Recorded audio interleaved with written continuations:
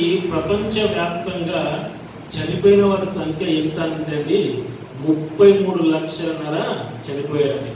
అది ఒక అధికారుల యొక్క లెక్కల ప్రకారంగానే చనిపోయారు. కానీ అనాధికారికంగా ఎంతమంది చనిపోయారో మనకు తెలియదండి. కానీ దేవుడు ఎందుకు ఇలా చేస్తున్నాడో మనం ఆలోచిస్తానంటే, దేవి ఒక మాట తెలుసండి, హిందువులో ఒక మాట అంటాము, శివుని ఆజ్ఞ లేని చీమైనా కలవదంటారు. శివుని ఆజ్ఞ ఉంటేనే చీమ కలుస్తుంది. శివుడు అంటే ఎవరంటే పరమేశ్వరుడు. పరమేశ్వరుడు ఎవరు? కన్న తండ్రి. కానీ వాళ్ళని కూడా శివుడు వేరు, మన కన్న తండ్రి వేరు కనుక చూసినట్లయితే ఈరోజు మనం చూసినట్లయితే సుమారుగా ఈ యొక్క కరోనా 2019 వచ్చిందండి. అంతకంటే ముందు కూడా అండి దేవుడు నరులను సృష్టించి తన 7 దినములు తన విశ్రాంతిలోకి వెళ్ళినప్పుడు కన్న తండ్రి బాధపడచ్చు. అప్పుడు అంటారండి ఆదికాండంలో 6వ అధ్యాయం 5వ వచనంలో చూసినట్లయితే,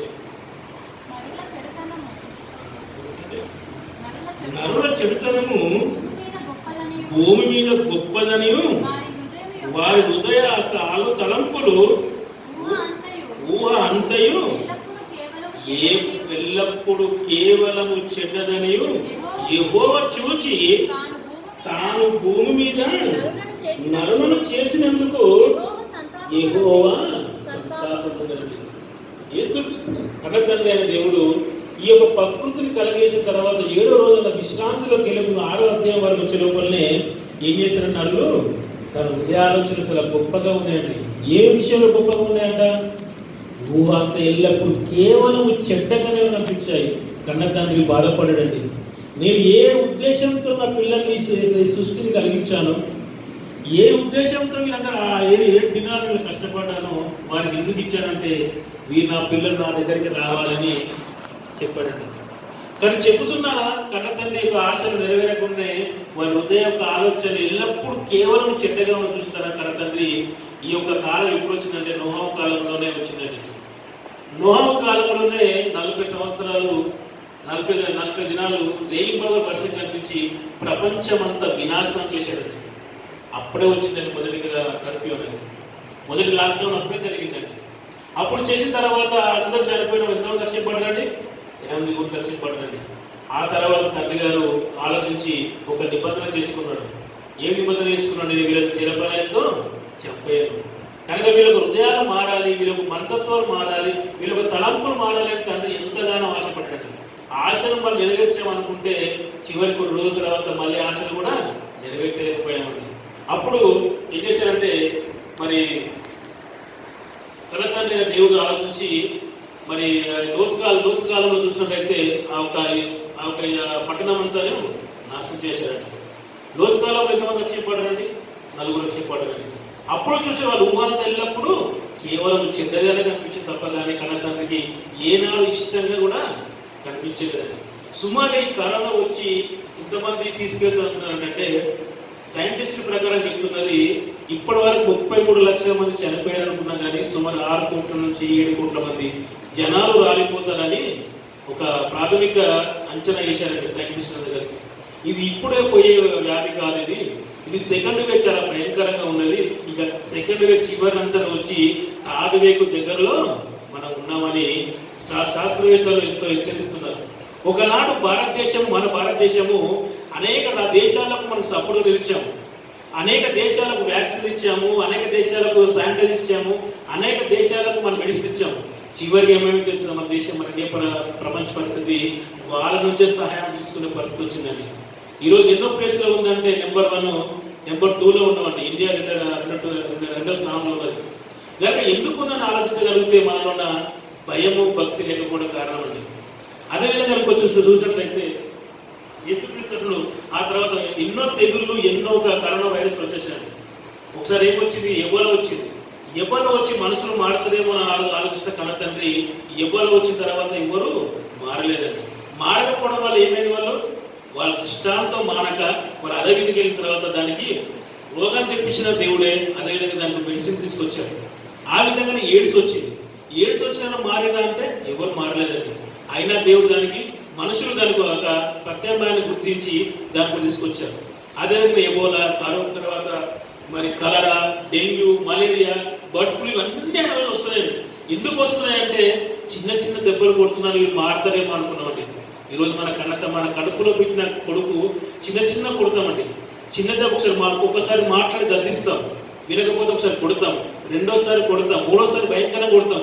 అయినా వినకపోతే వేసే పన్న పోలీసులకు అప్పు చెప్పేసి వారు ఏం చేస్తుంది చెప్పన్నా, వారి గురి శిక్ష చేయమంటారు. వాళ్ళు ఎందుకంటే వాళ్ళ నీచ కార్యక్రమాలు వాడు మారలేకపోతున్నాడు కనుక మా తండ్రి యొక్క బాధపడుతుండే. ఇవన్నీ జరుగుతున్నప్పుడు తండ్రి ఎవరు సంతోషపడుతుంటున్నాడండి? తండ్రి చాలా బాధపడుతున్నాడండి. ఆ బాధలో నుంచి దేవుడు ఎంత బాధపడుతున్నా ఆలోచించినట్లయితే మరి ముందుగా చూస్తామండి. యెషయా గ్రంథం 46:11 చూసినట్లయితే యెషయా గ్రంథం 46:11 కన్న తండ్రి యొక్క ఆవేదన. తూర్పు నుండి దూరపక్షిని రప్పించుచున్నాడు, దూరపు దేశము నుండి నేను యోచించిన కార్యం నెరవేర్చడాన్ని పిలుచున్నాను. తూర్పు దేశము నుండి ఒక కూర పక్షి రప్పిస్తున్నట్టున్నాడు. ఈ కూర పక్షి ఎక్కడ దూరపుతుంది? మొట్టమొదటిగా సూర్యుడు ఉదయించేది జపాన్ అండి. జపాన్ సరిహద్దులు ఆనుకున్నదే చైనా. చైనా నుండి వచ్చిందండి మీ కరోనా వైరస్. దేవుడు ఎప్పుడు బైబుల్లో ఎక్కడైనా సృష్టి ఎప్పుడైతే ఆరంభించిందో ముగింపు వరకు కూడా బైబుల్లో జరిగిన సంఘటనను దేవుడు చెప్పలేని సంఘటన ఏది లేదండి.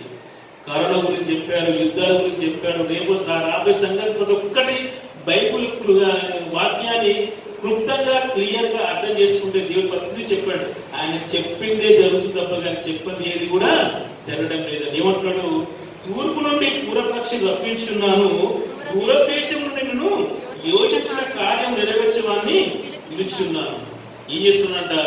తూర్పు దేశం నుండి మాకు కరోనా వైరస్ వచ్చిందండి. కరోనా వచ్చేసింది ఏమంటారు? ఈనాడు జనాల్లో కరోనా లేదండి, దయ లేదు, ప్రేమ లేవు, అనురాగాలు లేవు, బంధాలు లేవు, అనుబంధాలు లేవండి. ఒక క్రూరమైన పరిస్థితులకు వచ్చినప్పుడు ఏం చేశాడు కన్న తండ్రి? ఒక కరోనా తీసుకొచ్చాడు. కరోనా అంటే ఏంటంటే కరోనా అనగా ఒక కిరీటం. ఆ కిరీటంలో ఒక రాజుకున్న కిరీటం, అది ఒక కిరీటం రాజుగారు పెట్టుకుంటారండి. అప్పుడు రాజుగారికి వచ్చిన కోపాన్ని ఈ యొక్క ఏంటంటే ఇది కరోనా వైరస్ అండి. అదేవిధంగా మనం చూసినట్లయితే అది 46:12 యెషయా గ్రంథం 46:12 కఠిన హృదయులై నీతికి దూరంగా ఉన్నవాళ్ళారా నా మాటను ఆలకించండి. ఏమంటాడు? కఠిన హృదయులై. మనం ఎలా ఉన్నామంట? కఠినంగా ఉన్నాం కనుక కరోనా వ్యాప్తించిందండి. ఏది ఫస్ట్ వేవ్ వచ్చిందండి. ఫస్ట్ వేవ్ వచ్చినప్పుడు ఎవరన్నా అప్పుడు ఫస్ట్ భయపడ్డారు, తర్వాత ఏం చేశారు? చాలా తేలికగా చేసుకొని రెండో అంచెలకు వచ్చారు. ఇప్పుడు రెండో అంచెలు ఎలా ఉంది చెప్పండి? భయంకరంగా ఉందండి. వచ్చిందంటే 99% తీసుకుపోనికి సిద్ధంగా ఉంది తప్ప అది వదిలిపెట్టడానికి సిద్ధం లేదు. ఆక్సిజన్ కొరత ఏర్పడిందండి. అమెజాన్ ఆ ఫారెస్ట్ తగలబడిపోయినప్పుడు దానివల్ల చాలా ఉత్పత్తి ఆక్సిజన్ కూడా ఈ ఆక్సిజన్ ఉత్పత్తి కాకుండా ఆ అమెజాన్ ఒక అడవిని దేవుడు తగలబెట్టేశారండి. కొన్ని జంతువులు రాలిపోయి గత సంవత్సరంలో. ఇప్పుడు ఆ ఆక్సిజన్ కొరకు ఎంత కష్టపడుతున్నారంటే యుఎస్ఏ నుంచి, ఇటలీ నుంచి, భారతదేశంలో ఆక్సిజన్ తెప్పిస్తున్న ఫ్లైట్లో. ఎప్పుడైనా చూసారండి? గాలి వాటర్ కొన్నప్పుడు చూసాం, అరే వాటర్ కొంటున్నానా అన్నాను. ఇప్పుడు గాలి కొనాల్సిన పరిస్థితి వచ్చింది. ఎందుకు వచ్చింది? మనకు కఠిన హృదయమే మన విధంగా మనం చేసింది. ఆ విధంగా మనకు కఠినంగా వచ్చింది. ఎందుకంటే దేవుడు ఏం చేసినంటే మార్చిలో వస్తున్నారు. ఎప్పుడు చూసినా మార్చిలో వస్తుంది. ఎందుకు మార్చిలో వస్తుంది? మీరు మారండి నాయన అంటున్నారు. ఏప్రిల్ ఏం చేస్తుంది? ఏప్రిల్ ఫూల్ చేస్తుంది. ఏం చేస్తున్నది? మీరు ఫూల్గా మారిపోతున్నారు. మారరు, మీరు ఫూల్ అయిపోతున్నారు కనుక దయచేసి మారనని దేవుడు ఎన్ని హెచ్చరికలు చేసినా మన జీవితంలో హెచ్చరికలు పనిచేస్తలేవండి. ఎన్ని సిమ్టమ్స్ కనిపించినా మన జీవితం మార్చలేదండి. కనుక దేవుడు ఎంతో బాధ ఇప్పటికే తండ్రి బాధపడుతున్నాం. కరోనా పోవాలని ప్రార్థించడం కాదండి. మనలో పాపాలు పోవాలని ప్రార్థన చేయాలి. మన పశ్చాత్తాపడాలని పాపం చేయకపోవాలి. మనం మారితే ఆటోమేటిక్గా కరోనా మారుతుంది. కరోనా పెద్ద విషయం కాదండి దేవుని దృష్టిలో. కానీ మనం మారాలి, మన జీవితాలు మారాలి, మన తలంపులు మారాలి, మన ఆలోచన మారినప్పుడే మన దేవుని ఎదుట కరోనా కాదు, మన ఆయన కరోనాగా ఉండవున్నది. అది చూసండి ప్రకటన గ్రంథం 16వ అధ్యాయం. ప్రకటన గ్రంథం 16వ అధ్యాయము 9వ వచనం. కాగా మనుష్యులు తీవ్రమైన వేడితో కాలిపోతున్నారండి. చాలండి. ఏమంటారు? కాగా మనుషులు తీవ్రమైన వేడితో కాలిపోతున్నారు. ఈరోజు చూసారా, నిన్న మొన్న పేపర్లు చూసినప్పుడైతే కుప్పలు కుప్పలుగా కరోనా పేషెంట్లు కాలిపోతున్నారండి. కరీంనగర్ డ్యామ్ దగ్గర కుప్పలు పడేసి కాలిపోతున్నారు. తర్వాత హైదరాబాద్లో కానీ ఎక్కడ చూసినా కానీ ఒకప్పుడు ఎలా ఉండదంటే శవాలు దాని మర్యాద, దాని ఒక క్రమము, దాని విధానం చేసేవాళ్ళు. ఇప్పుడు అలా చేస్తలేదండి. ఒక సమానంగా పేరు చేసి కట్టెలు పేరు చేసి కరెంటు మిషన్లు పని చేయకుండా వేడితో కాలిపోతున్నారండి. ఎలా అంటే కరోనా వ్యాధి వచ్చిన వారండి, నువ్వు ఫర్ ఎగ్జాంపుల్గా నువ్వు యాసిడ్ పోసుకొని చనిపోయినా నీ మీద పడి ఏడుస్తారేమో, నువ్వు కిరోసిన్ పోసుకొని చనిపోయినా నీ మీద పడి ఏడుస్తారేమో, నీ ఇంటి ముందు శవాన్ని పెట్టుకుంటలేము. నువ్వు ఏ రకంగా చనిపోయినా నీ శవాన్ని ఇంటి ముందర పెట్టుకొని సుమారు 2-3 గంటలన్నా ఏడుస్తారేమో. కానీ కరోనా వచ్చిన వారు ఏం చేస్తారండి, ఒకవేళ కరోనా వచ్చి హాస్పిటల్కి వెళ్ళిన తర్వాత ఇంటికి కూడా పోలేని పరిస్థితి అండి. ఎందుకు పోతారు ఇంటికి? వాళ్ళు కూడా భయంలో పడరండి. ఏమో చివరి సుమారు 4 మోసేవాళ్ళు, ఒక చనిపోతే 4 మోయాలనుకుంటున్నారు. కానీ ఈరోజు జేసీబీ మోసే పరిస్థితి వచ్చిందండి.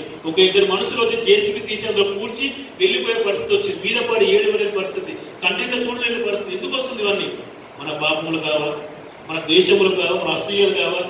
ఎన్నిసార్లు దేవుడు వాక్యం చెప్పినా విననని వానికి ఏం చెప్పాడు? హఠాత్తుగా మరణం వస్తుందని చెప్పారు. ఈ మరణానికి మన పాత్రలో ఇంతవరకు దేవుడు మనం కాచి కాపాడుతున్నాడు అంటే దేవుని యొక్క దయ ఎంత గొప్పదండి. ఆనాడు సంహార దూత పరిస్థితి, ఇజ్రాయేల్ పట్ల సంహార దూత వచ్చినప్పుడు ఎవరి గుమ్మంలో అయితే సిల్వకు అడ్డం నిలగీత ఉంటుందో వారి గుమ్మాల నుంచి వదిలేసి నేను వేరే వాళ్ళ దగ్గర తీసుకు సంహార చూస్తున్నాడు. ఆనాడు పడ్డ సిల్వ అది ఇంకా అడ్డం గీత 2 గీత గొర్రె రక్తాన్ని కార్చిన యేసుక్రీస్తు యొక్క రక్తం చేత కడగబడ్డ మన ఇంకా మన అపవిత్రంగా అపరిశుద్ధంగా ఉంటే దేవుడు మనం గుర్తుంటాడండి. ఒకవేళ మనం దేవుడిలో పరిశుద్ధంగా యథార్థంగా ఉంటే కరోనా వచ్చినా బ్రతికి బట్ట కడతామండి. అలాంటి ఈనాడు చూసిన 90% అండి కరోనా వచ్చిన వాళ్ళు 90% ఒక మ్యాక్సిమం చూసినాను అధికారులు, డబ్బున్నవారు, తర్వాత అన్ని ఈగో ఉన్నవారు, పగలు ప్రతీకారాలు, వీళ్ళు చూసి వీళ్ళు పోవాల్సిందే, వీళ్ళు ఈగో ఉన్నది, వీళ్ళు కావాలి అలా అంటే 90% ఉన్నారండి. 90% కరోనాకు చనిపోయే వాళ్ళు ఎక్కువ శాతం మంచివారు కాదని వెతికించిందండి. ఓన్లీ 10% మాత్రమే మంచివారు వెతికించింది. ఎందుకంటే వాళ్ళకు ప్రయోగిస్తే ఎందుకు చూస్తే చాలా మంది చరిత్ర చూస్తే భయంకరమైన చరిత్ర కనిపిస్తుందండి. ఒక చూస్తాము మనం ఒక వరి వేసినప్పుడు ఒక కలుపు మొక్క ఎలా వస్తుందో కలుపు మొక్కగా మంచులు ఉన్నారు, చెరువు వృక్షంగా ఎలా ఉన్నాయండి, తోట ఉన్నదండి. కనుక 10% మాత్రమే ఎవరు తెలుసండి, మంచివారు మాత్రమే ఉన్నారు, చనిపోతున్నారు 10%. 90% దేవునికి అవిధేయులైన వాళ్ళు, దేవునికి పనికిరాని వాళ్ళు, దేవుని చిత్తాన్ని నెరవేర్చిన వారు, అసూయులు, పగలు, ప్రతీకారాలు తీసుకునే వాళ్ళు, కుళ్ళు కుతంత్రాలు కలిగిన వాళ్ళు, తర్వాత చాలా మోసాలు, శరీర కార్యాలు స్పష్టమైనవనగా జాగ్రత్తము అన్ని కలిగిన వారే 90% పోతుందని ఇండియన్ టుడేలో నేను లైబ్రరీకి వెళ్తున్నా అక్కడ ఇచ్చాడు. ఇండియన్ టుడేలో ఇచ్చాడు. చాలా మట్టుకు 90% మంది ధనవంతులు, పొలిటికల్స్, తర్వాత బిజినెస్ మ్యాన్స్, ప్రతి ఒక్కరు మంత్రులు, రాజకీయ నాయకులు 90% ఉన్నారండి. హైదరాబాద్ సిద్దిపేటలోనే 17వ తారీఖు నాడు భర్త భార్య చనిపోయింది, 24వ తారీఖు నాడు భర్త చనిపోయింది. వాళ్ళిద్దరు ఏంటంటే వాళ్ళ ఇంటికి వచ్చిన వాళ్ళు కూడా మర్యాద కూడా ఇయ్యారంట వాళ్ళు. అలాంటి పరిస్థితులు ఎందుకంటే దేవుడు వాళ్ళ పూర్వత్వం చూసి ఏం చేశారంటే తీసేశారు. అలాంటి 10% మంచిలో ఉన్నారు. అదే చూసినట్టయితే చూడండి, మనుషులు తీవ్రమైన వేడితో కాలిపోయి ఈ తెగుళ్ళ మీద అధికారం గల దేవుని నామమును దూషించింది కానీ ఆయన మహిమపరిచినట్టు వారు మారు మనసు పొందిన వారు కాదు. ఏమంటారు? ఈ కరోనా రావడం వల్ల దేవుడు దూషిస్తున్నారే తప్ప నేను మారాలి, నా ప్రవర్తన మారాలి, నా విధానం మారాలి, నా తత్వం మారాలి, దేవుడిలో ఉండాలి, దేవుడు సువార్త ప్రకటించాలనే ఆలోచన లేక చేసినట్టే దేవుడే దేవుడా నువ్వు ఉన్నావా, ఒక పూజారి నువ్వు ఉన్నావా, గురువారం ఉండేయాలంటారు తప్ప కానీ నా పాపం వల్ల వచ్చిందని ఎవరు గ్రహించలేకపోతున్నారని. ఈ గ్రహించలేకపోవడం వల్ల చేస్తున్న చివరికి కన్న తండ్రి తిరుగుతున్నారు తప్ప కానీ వాళ్ళ యొక్క బ్రతుకులు మార్చుకోలేకపోతున్నారండి. అది ఆయన భయపరుస్తున్నప్పుడు వారు మారు మనసు పొందని వారు కాదు. అది పదవచనం 5వ దూత తన పాత్రను ఆ క్రూర మృగమును మొక్కి సింహాసనం మీద కుమారించిన దాని రాజ్యం చీకటి కమ్మెను. మనుషులు తమకు కలిగిన విధను బట్టి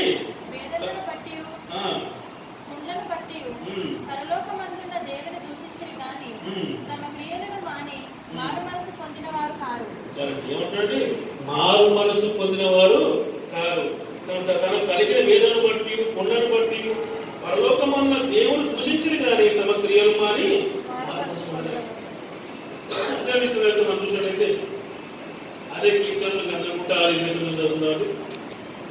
అదే కీర్తన గ్రంథం 106:29 వారు తమ క్రియల చేత ఆయనకు కోపము పుట్టించగా వారు తెగులు రేగనండి. 106:29 వారు తమ క్రియల చేత, మన క్రియల చేతనే, మన యొక్క పరిస్థితుల వలనే, మన యొక్క దోషము వలనే, మన పాపం వలనే ఏం చేస్తుందా ఆయన కోపము పుట్టించగా వాళ్ళు తెగులు రేగిందండి. ఏ తెగులు అండి? తెగులు అనగా వైరస్ అనగా కరోనా కాదండి. ఎబోలా, బర్డ్ ఫ్లూ, డెంగ్యూ ఇవన్నీ వచ్చినప్పుడు మన జీవితంలో మారకపోతానండి. మనకు చాలా ఏమైతే పోతుందంటే నరకానికి మనం పాత్రమవుతానండి. మనం అనుకుంటున్నాం ఇవ బంధత్వం విడిపోయిన వాళ్ళు కుటుంబం మాత్రమే బాధపడుతున్నారు కానీ కుటుంబం కాదండి, తండ్రి కూడా చాలా బాధపడుతున్నాడండి. అయ్యో నా కుమారుడు నా దగ్గర రావాల్సిన వాడు, నా జ్ఞాపకం ఉండవలసిన వాడు, నా జ్ఞాపకం లేకుండా వెళ్ళిపోతున్నారే, ఎన్ని చెప్పినా వినలేరని మన క్రియల వల్ల తెగులు వచ్చింది తప్ప కానీ మీరకి నీరాలని. ప్రభా ఈ కరోనా తీసివేనైనా కరోనా తీసివేను కాదు ప్రభా, మా జీవితంలో మార్పులు వచ్చే విధంగా సాయం చేయండి. మా పాపాలు ఒప్పుకునే విధంగా సాయం చేయమని ప్రార్థన చేయాలండి.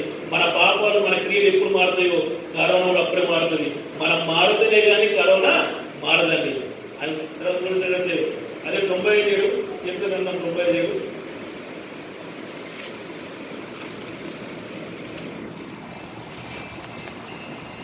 గ్రంథము 95